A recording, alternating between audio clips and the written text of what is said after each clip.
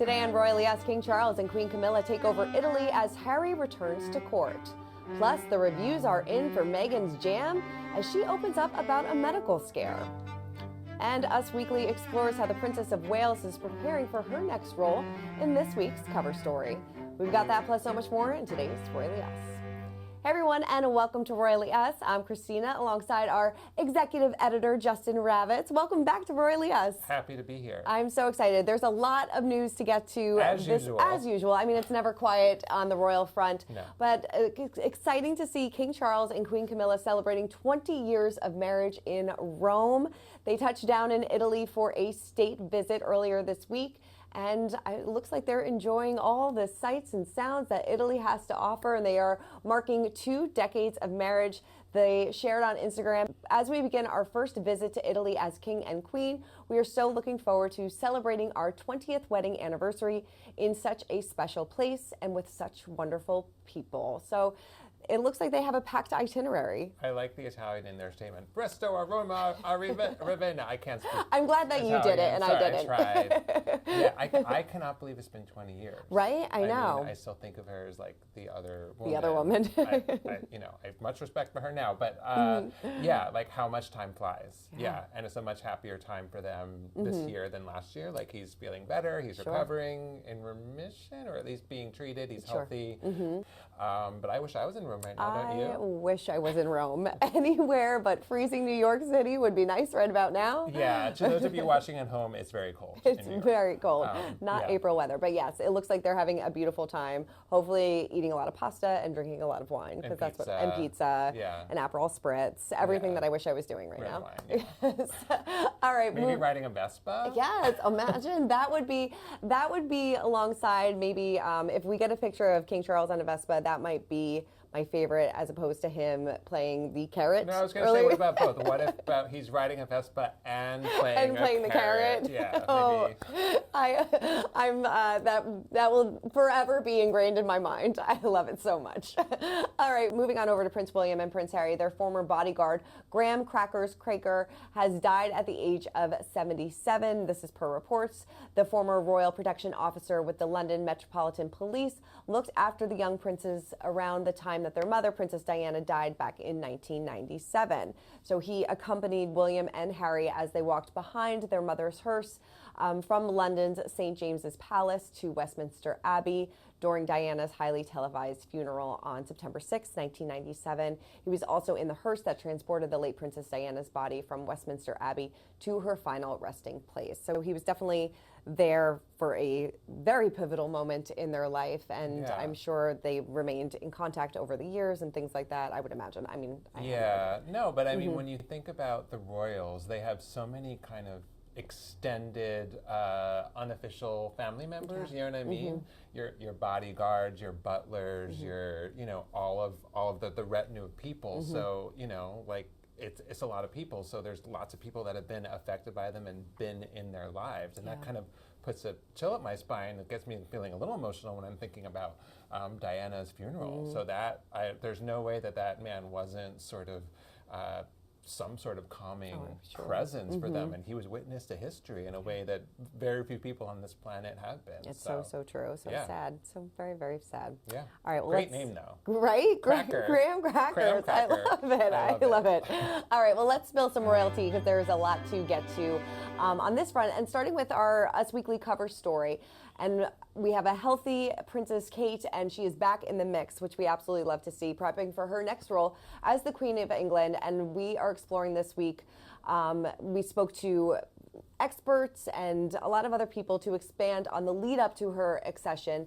And once she becomes queen, she'll have her work cut out for her. A couple insiders told us that Kate will play a crucial role in shaping the monarchy's relationship with the public at a time when discussions about the relevance of the royal family are ongoing. But she is taking things a bit slow. We haven't seen her at too many engagements within the past few weeks. And no word of if she's going to travel abroad anytime soon, because they actually had a trip to Italy scheduled last year that obviously they had to postpone. but, you know, I'm sure she's constantly, you know, thinking about the future. Right, and you know, King Charles, and he's getting older. He's been sick, so you know this will happen eventually because that's the way life works. But also, Kate, you know, people have very strong opinions about the royals, right? I think that Kate is one of those people with like a perfect Q score, as they call it. Like she's not that she's like Teflon, because Teflon would suggest she's sort of ever made a misstep. The one misstep she's ever made has been perhaps those weird Instagram flubs. Sure, yep. But anyway, she seems like the perfect vessel to sort of truly usher a modernized monarchy, like well into the middle of this century, you know, because she's going to be fusing sort of the traditional stuff, like being the queen, being the partner of the future king, but also bringing sort of a lightness to it. When I know that one of our experts was talking about, she will meld kind of the spontaneity and relatability and lovability of her late mother-in-law, Princess Diana, with the sort of the deliberateness and thoughtfulness that Camilla brings to it. Camilla is very traditional, but also she's very kind of subtle and quiet. So I think that Kate Middleton is perfectly positioned just due to her training and her comportment. And you know, she you don't hear or see from her that much. I think that's going to change, like just as the years go by. So I'm very hopeful for it. I'm very curious to see what kind of queen she's going to be. I think she's perfectly situated, and I think she's ready, and thank goodness she's healthy and happy, and she has 3 kids to raise too. Right, and she takes that job very seriously, and she's a very hands-on mom, which I love to see too, because as we know, you know, Queen Elizabeth wasn't the most hands-on mom because it was all about duty all the time, and that's what was normal then. And now she's starting to kind of bring that into the fold, and you know, Prince William is a very traditional person as well, so I think that it'll strike a good balance. Yes, and also, I mean, I mentioned, you know, lapses in Instagram etiquette or whatever, it's the photoshopping. But one of the things that they both have been doing is they've been layering in addition to sort of like your traditional moments, like the Royal Ascot or like the Sunday search services, they're also adding to their Instagram accounts like kind of little glimpses that are even if they're choreographed or not staged, but they're carefully considered, shall we say. They still feel modern and casual and genuine snapshots of a family.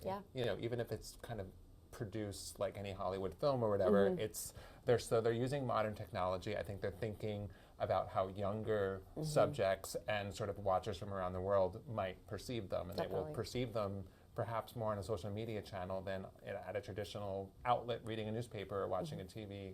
I'm excited to see it. Definitely. Absolutely. All right, well, moving on over to Prince Harry. He was reportedly out of the loop about his father, King Charles's recent hospitalization. So according to The Sun's royal editor, Matt Wilkinson, the Duke of Sussex wasn't told about his dad's most recent medical issue.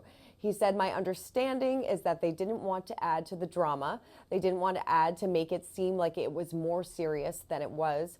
Whereas when he was diagnosed with cancer, they told Harry before, and Harry flew back." So I guess he wasn't sounding the alarm about all of this, but apparently Harry found out about his father's hospital stay through the news, which probably isn't the way that you want to find out that your dad's hospitalized, but I guess this goes to show where the relationship stands. I feel like we haven't really gotten too much of an update on their relationship because I think it's just remained the same. Yeah, I think that corner of the family dynamic has not changed in a while. Like there's sort of just a careful distance, maybe kind of a little bit of a sad distance. But you know, it's one of those things like, oh, I was overnight in the ER, like no problem, don't worry about me, not like a guilty parent or whatever. But, so that's kind of a sad commentary on what is potentially still going on. We know that there's a distance. There's geographic distance and there's emotional distance. I mean, I don't think any of them would deny that. So, I'm just happy that King Charles is okay. Yeah, definitely. Well, Harry is keeping busy because on April 8th, he was seen arriving at the Royals Courts of Justice in central London for a 2-day hearing as he appeals a high court ruling regarding his security arrangements in the UK. I feel like this has been going on for ever. I still don't fully understand it, but a high court judge ruled last year that a government panel's decision to provide bespoke security for the Duke of Sussex on an as-needed basis was not unlawful, irrational, or unjustified. So can you kind of break this down a little bit? I'll try. I think one of the main things is that, so Harry and Meghan stepped down from being working senior royals in 2020, right? They now have 2 children, right? And when they're in the United States, they pay for their own security because they're not being provided those funds that they previously had been provided as working royals. And the issue is that they need security to keep safe, particularly when they're in his home country. And without that kind of financial support from the Crown, Harry and his team, I believe, don't quote me, are saying that they don't have adequate protection. So they're trying to fight for that so he can bring his family and his children not back to the UK, but to the UK to visit, to experience, you know, this is your homeland, this is where your father was born, this is how you were descended from kings and queens over centuries and centuries. So I think that is the issue that Harry and his team are fighting for, and it's very complicated. There are people that perceive it as British taxpayer dollars. Why should we pay for it? But it's very complicated. It's very complicated. Because if that were my homeland and I were in his position, I would want to feel safe. I would want my wife and my kids to feel safe.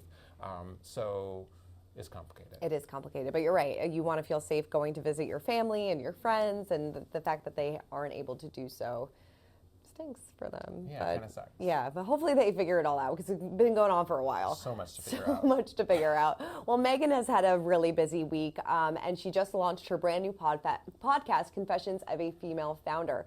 So she opened up about her scary experience with postpartum preeclampsia during her first episode of her new series featuring guest Whitney Wolfe Herd. She said, and so she's saying that she still had to juggle all of these things about being a new mom, and the world doesn't know what's happening quietly. She said, in the quiet, you're still trying to show up for people, and in the quiet, you're still just trying to show up mostly for your children.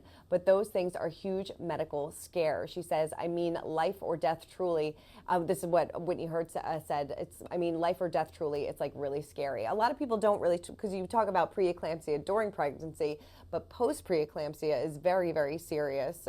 You know, it's sometimes it can cause death. So the fact that she was dealing with being a new mom and dealing with the pressures of the outside noise and everything like that, it had to be a lot to deal with. Right. There's so much pressure on royal babies of any kind. I was thinking about the Lindo Wing, which is that, you know, you remember, this is the hospital where where Kate and William first came out with George and Charlotte and Louis.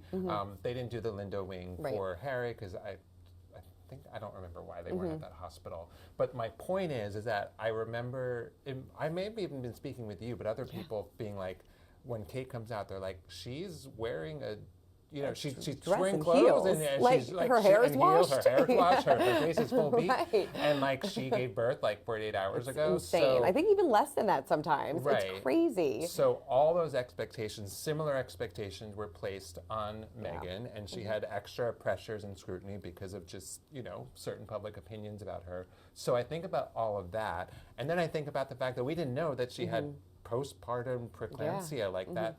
That is so scary. That's so much pressure. You're already kind of having to sort of hold so much in and conceal so much. So my heart often goes out to Meghan. My heart really goes out to her when I think about that ordeal. Yeah, no, totally. I mean, I think she said in the podcast that she just wanted to kind of crawl back into her cocoon after she had Archie, because I couldn't even imagine just like taking a shower 2 days after having a baby and, you know, dealing with a lot of everything else that comes with the hormones, the emotions, things like that. And to put on a show for everybody and to show off your new baby.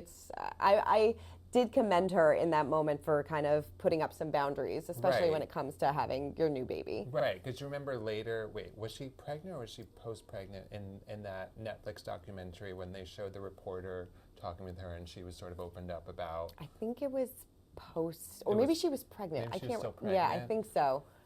that was just a very difficult time for them. Definitely. So glad that they are on the other side of that. And she has lots to celebrate because her as ever product line, like we said, completely sold out last week. And, you know, a lot of people, including both of us, were wondering, what does this jam taste like? You know, this is highly anticipated. We've been talking about this jam for a long time. And the reviews are in, and it's a bit mixed. You know, some are calling it scam jam. Others refer to it as more of a dessert spread. I mean, it runny, but another person on TikTok said it was like a perfect sour jam. Right, so that perfect sour jam. Sounds good. Right. I mean, I have a friend. She knows who she is. She received the jam, and I'm waiting for her to tell me how it tastes. Okay, yeah. I mean, maybe it's just not your jam. Like, that's okay. Jam's not your jam. Are you a jam person? I am a jam person. Like, like an English muffin. Yeah, like an English muffin with some top. nice jam. I'll give it a try. I mean, I'm not opposed. Okay. I just feel like whatever she does, people are going to hate. So. Right. Right. But once we get our hands on it, we will try it ourselves.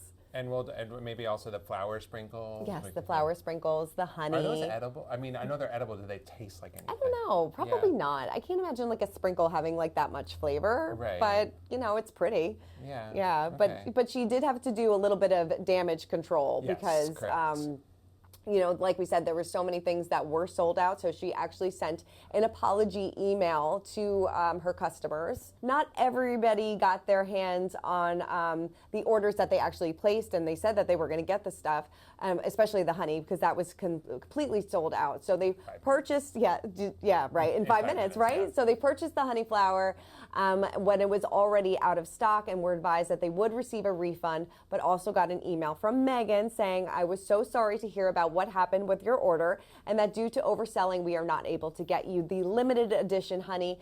Please know the team worked very hard in every department and felt just as sad when we learned what had happened." I mean, very good customer service. Very good customer service. Yes. We learned that, you know, like due to incredibly high demand, like there's like a server had broken down. Like you're very typical, overwhelming demand, things break down, but we're gonna make it right. Yeah. No. Hey, that is very. Yeah. She told shoppers that they would receive her next limited edition item in the mail as a gift from her. So how lovely. How lovely. That's great. All right. Well, Justin, thanks for running down all things Royals with me. Keep commenting, keep subscribing, and if you got your hands on Meghan's jam or honey, please let us know what it tastes like in the comments. Come on, honey, tell us. Tell us. I love it. All right. We'll see you next week.